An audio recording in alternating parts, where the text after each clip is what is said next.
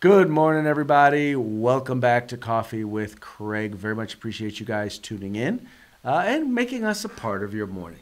Before we get started, please do us a favor. Go ahead and like and share this video feed so that your friends can become our friends and we can, they can join in the conversation.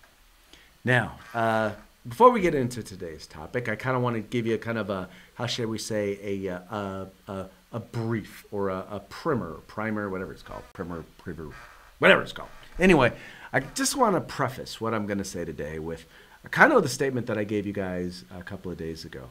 You know, ever since the shooting that took place in Florida, one of the things that we've been dealing with, or at least I've been dealing with, and I'm sure all of you have, is just been how much we've been inundated with comments and questions from anti-gun people, whether it's on Facebook, Twitter, you name it. People who absolutely know nothing about firearms, nothing about the right to keep and bear arms, any of that. They know absolutely nothing. But for some reason, they feel like, well, we have an obligation to defend why we want to exercise our right to be able to defend ourselves.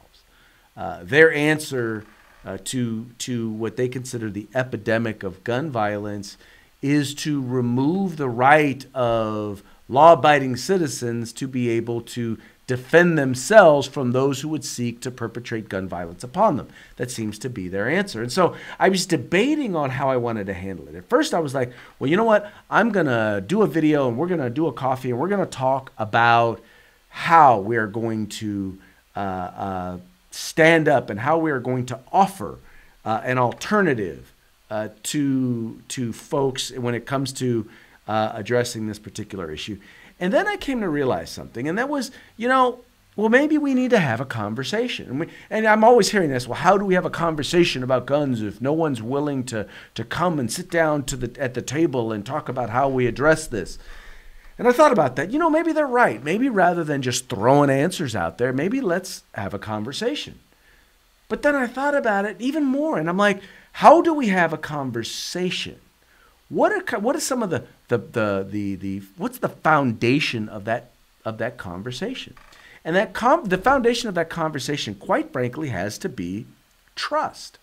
I have to have faith that we're going to be able to sit down and have an open and honest conversation about firearms, about the Second Amendment, and about gun violence.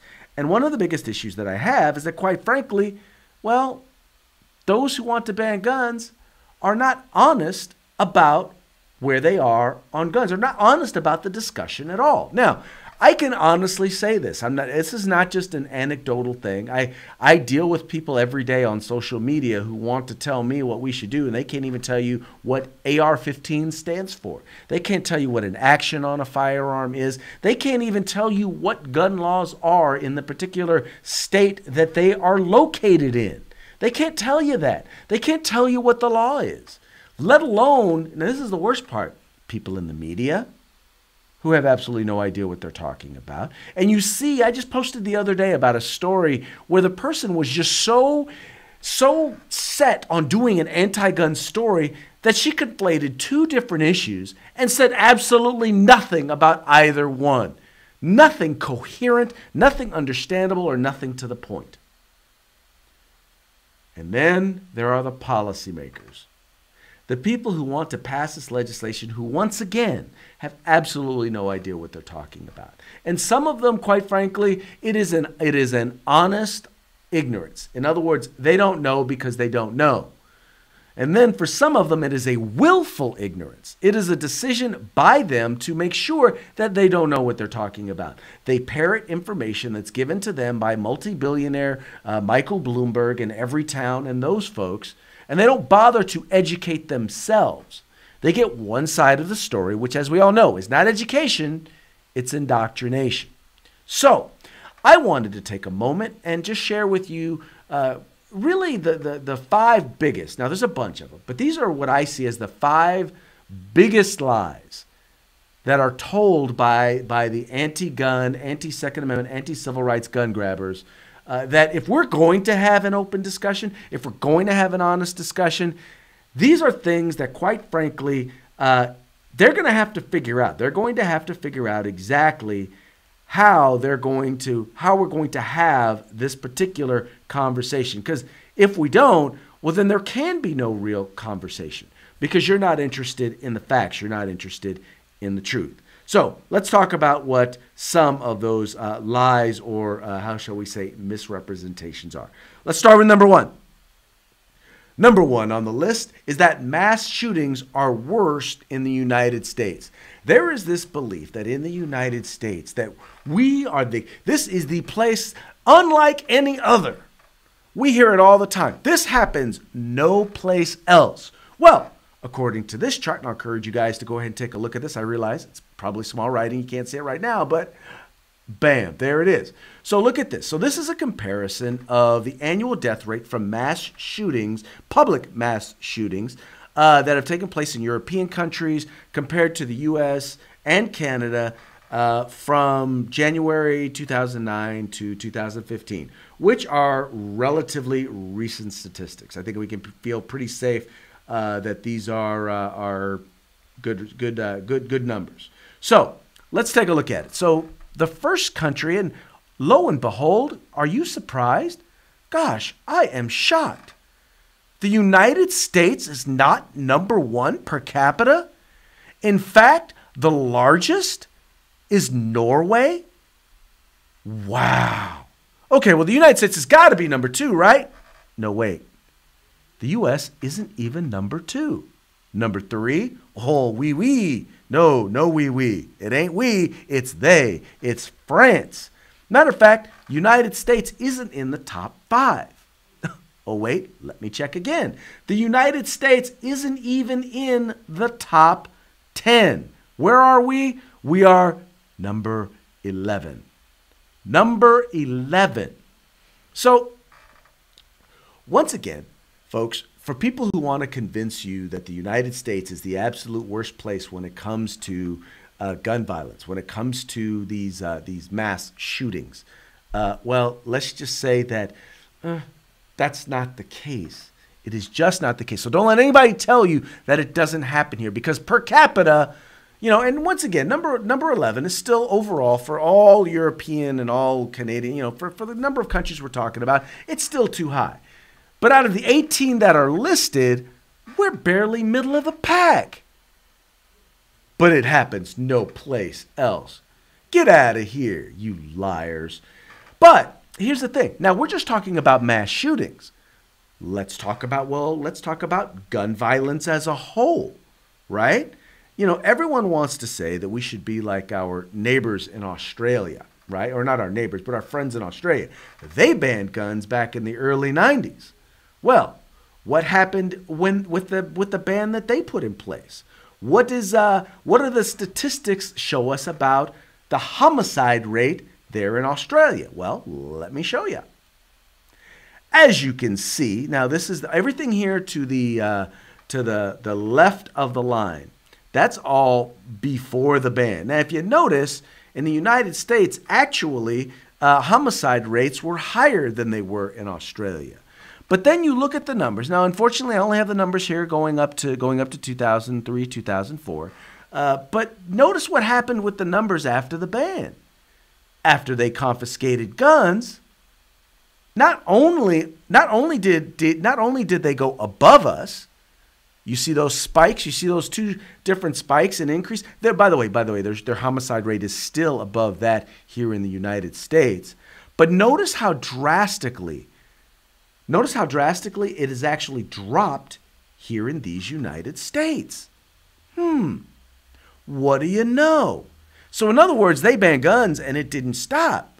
But see, this is just the homicide rate. They don't even get into the crime rate.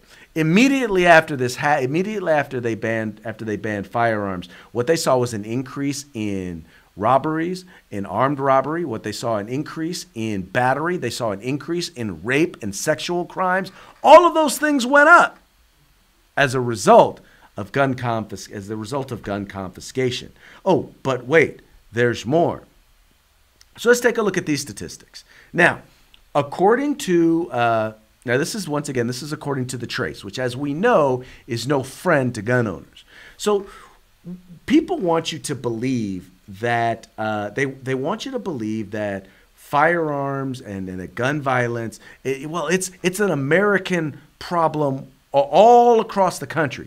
But these statistics should show you that both murder rates in cities as well as non-fatal shootings occur in largely certain locations. Look at them. Mostly urban inner cities. New Orleans, St. Louis, Detroit, Oakland, Kansas City. Look at them. Philadelphia. Once again, Chicago, Miami. What we're seeing here is yes, we are seeing an epidemic of violence, but it's not across the board. It is actually only occurring in certain places. And that's the lie that they will not tell you. What they will not tell you is that we don't have a problem across the United States. It's not like people in the Midwest, in rural Nevada or rural Texas. It's not like they're going out and committing these crimes. The people who are committing these crimes, the areas where there may be an epidemic of gun violence, if we want to call it that, are the urban inner cities, the places that are largely banned by the very people who want to ban guns.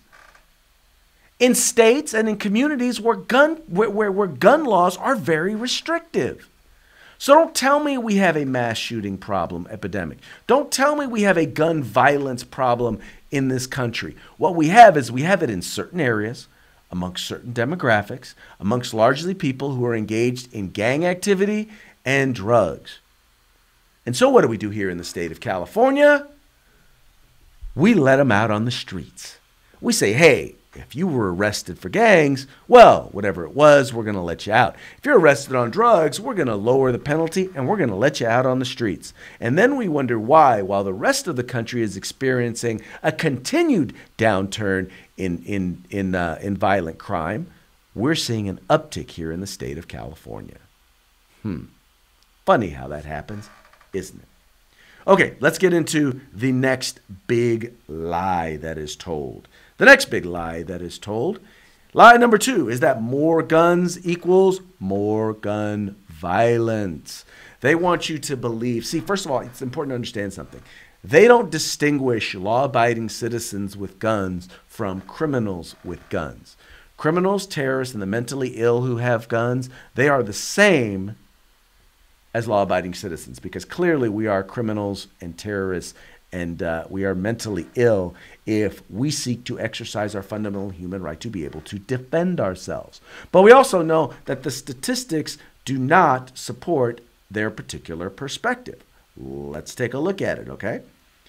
Here, lie number 2, more guns equals more gun violence. If you take a look at that top one, now, not all of these are necessarily relative to this, but I wanted to use this because I thought it has some really good stuff. 92% of mass shootings since 2009 have occurred in gun-free zones. This is areas where law-abiding citizens are prohibited from owning firearms. Please note, I said law-abiding citizens because criminals don't pay attention to laws. Therefore, they are still going to take their guns there. 2013, a U.S.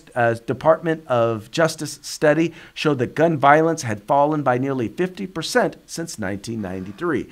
Well, what also happened during that time? We also saw a dramatic increase in the number of firearms purchased. Another note right here, look at number 4.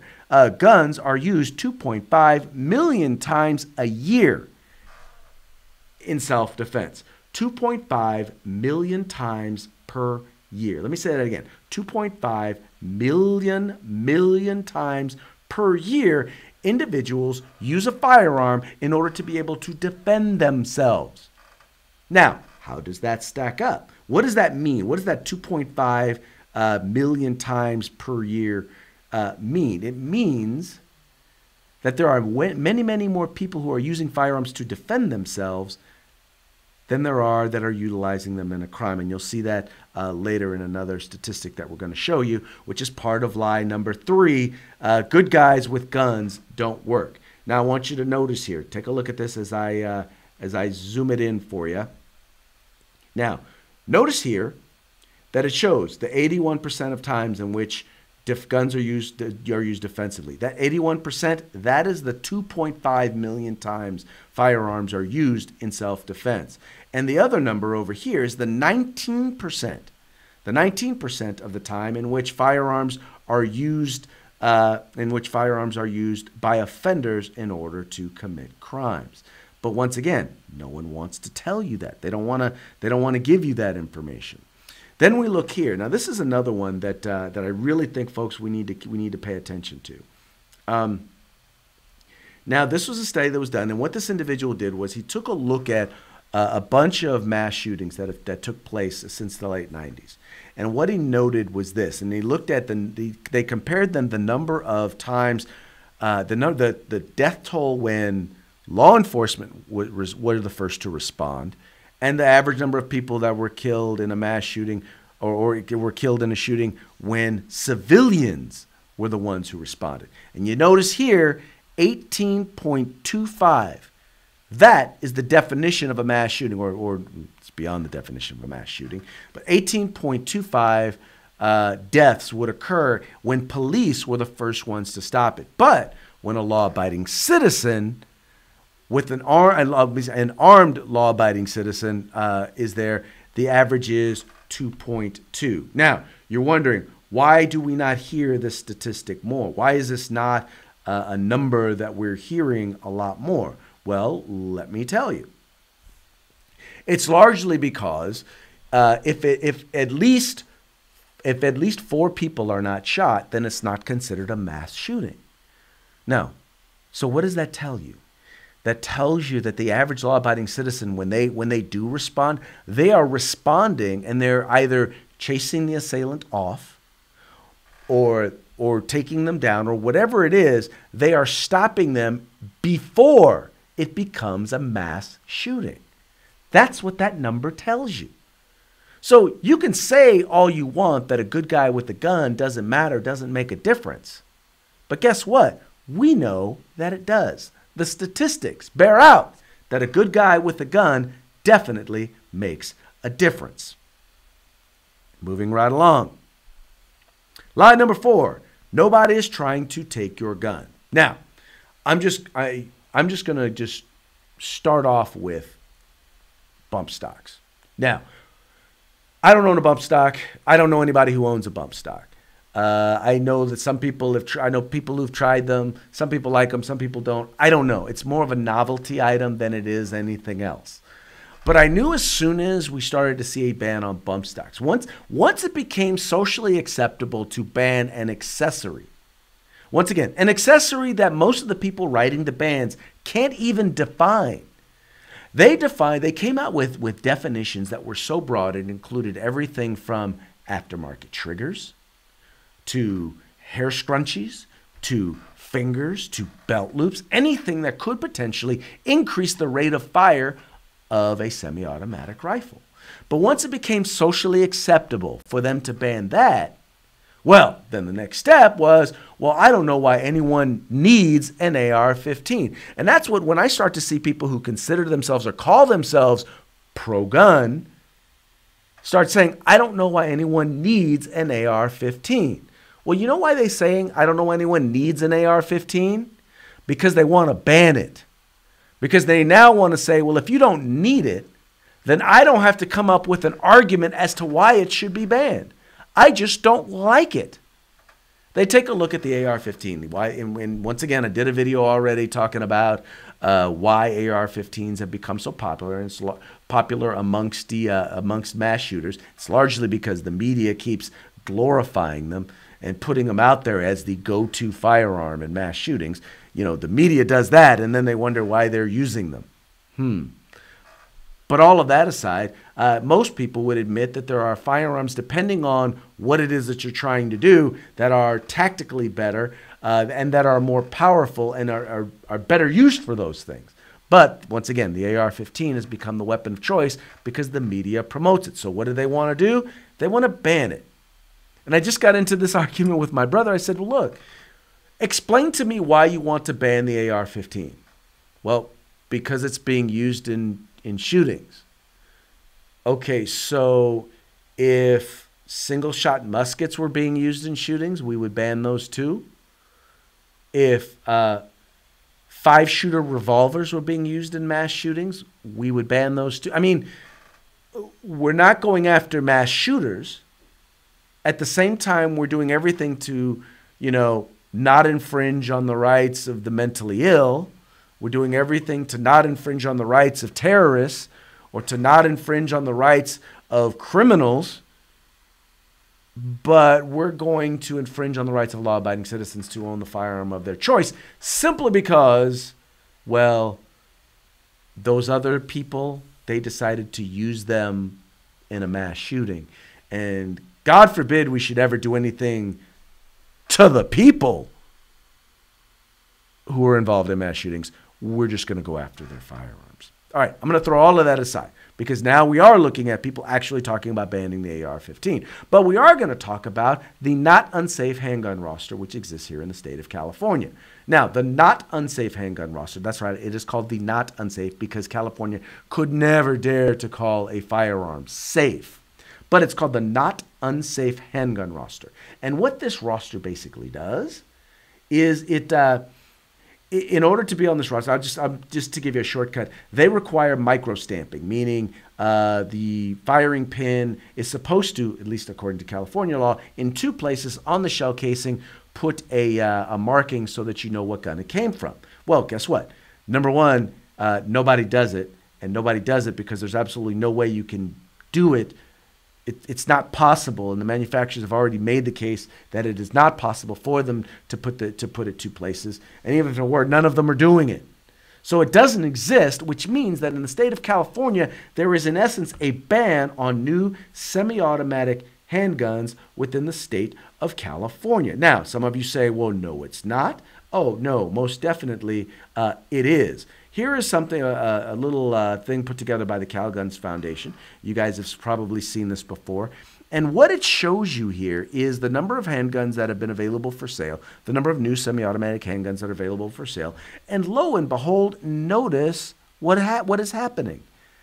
You see a dramatic drop-off in terms of the number of new semi-automatic handguns that are available for sale in the state of California. Well, why is that? Well, you know what? Once again, I am glad you asked that question. The reason why that is because not only are we seeing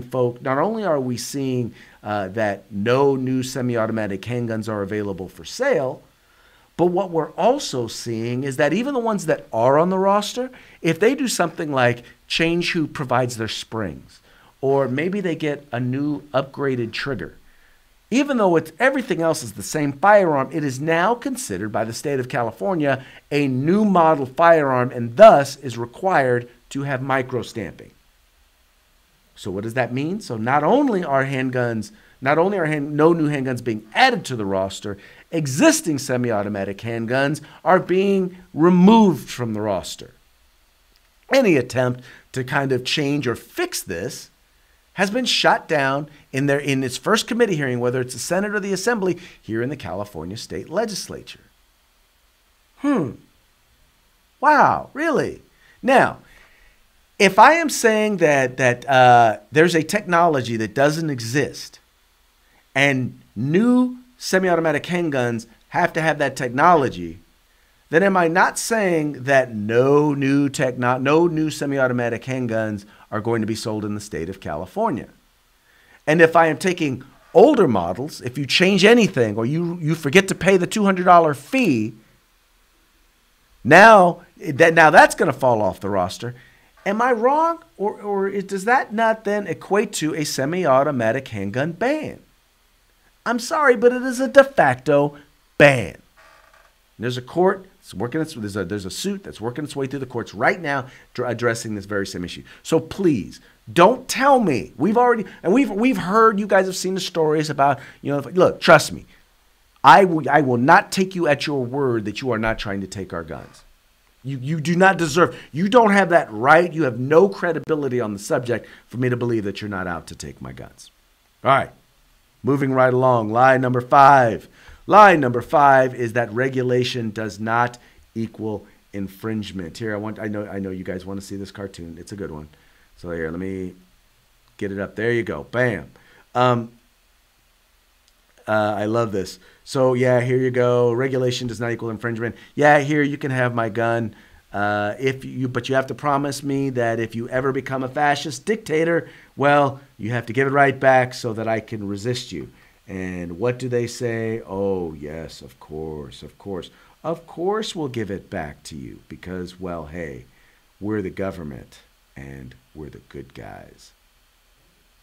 Yeah, I'm not buying that one. I believe the Founding Fathers knew that an unarmed society, if the people were ever to be unarmed, that government would run amok eventually. It could run amok eventually. That eventually there would be a tyrannical government. It really doesn't matter which side, quite frankly, you are on. The thing is that it's a possibility. It is always a possibility that government will run amok. What I want us to understand, and this is the thing to anybody, and I will just leave y'all with this. Those of you who don't believe that this to be the case. All right, listening. If everything that you believe about Donald Trump, our president, Donald Trump, is true, if everything you believe is, if your greatest fear is actually true, do you really want Donald Trump? Do you really want a Donald Trump government to be the only ones with firearms? Chew on that. I'm not saying that I believe what you believe about our president. I'm just saying if you really believe it, do you really want his government to be the only ones with guns? I think not.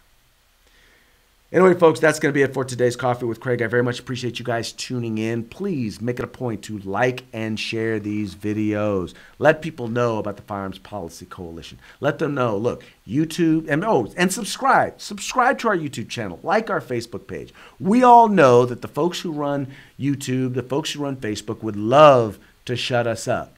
But they can't shut us up as long as you are sharing the word. That's all we're asking you to do. Join us in the fight for civil rights. We got to use them. We're going to lose them. You guys take care.